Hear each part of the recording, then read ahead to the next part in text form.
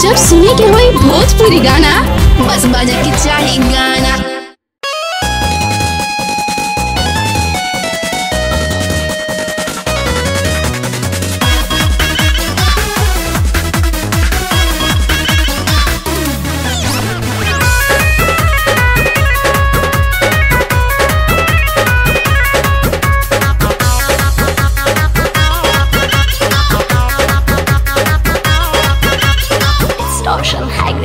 देवरों के हक दे द बुझकनी बात हो ना तो परेशान करे भम दिन रात हो। का कहतनी ए भौजी सुना, अरे देवरों के हक दे द बुझकनी बात हो ना तो परेशान करे पूरा दिन रात। परमिशन न चोली के खोली कोई लूडी सीजन काए भौजी तनिका बोली हलाई का खेलाई बुकी खेलबू संगे होली। कोई लूडी सीजन काए भौजी जल्दी बोली हलाई का खेलाई बुकी खेलबू संगे होली। अल्लाह का करता हमें लोग बतानी।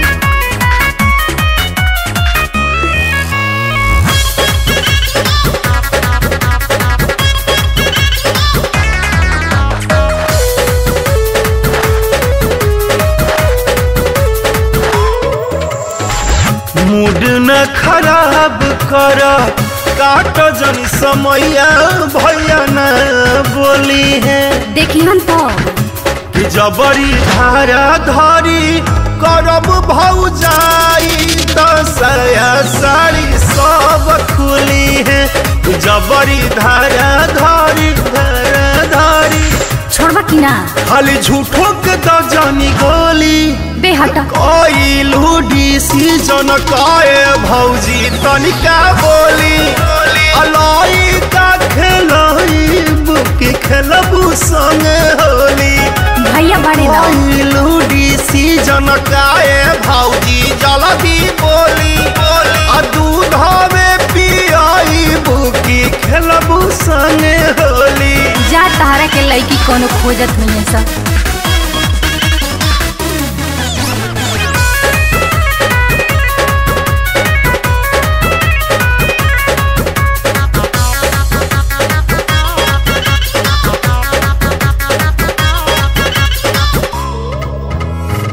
चांद जैसन चेहरा पर हरियर रंगवा छटक लगी। सचो अंशुआ बनार के सावस भगबुए भौजी छटक लगी छटक लगी। हमरा के ड्रामा ठीक लागत नहीं खे। अंगद मंजई भरवा ढोली आई लूडी सीजन काए भौजी जल्दी बोली हलाई का खेलाई बुकी खेलबू संगे होली। आई लूडी सीजन काए भौजी जल्दी बोली हलाई का खेलाई बुकी खेलबू संगे होली। बोला भौजी आखिर डालिए दिलो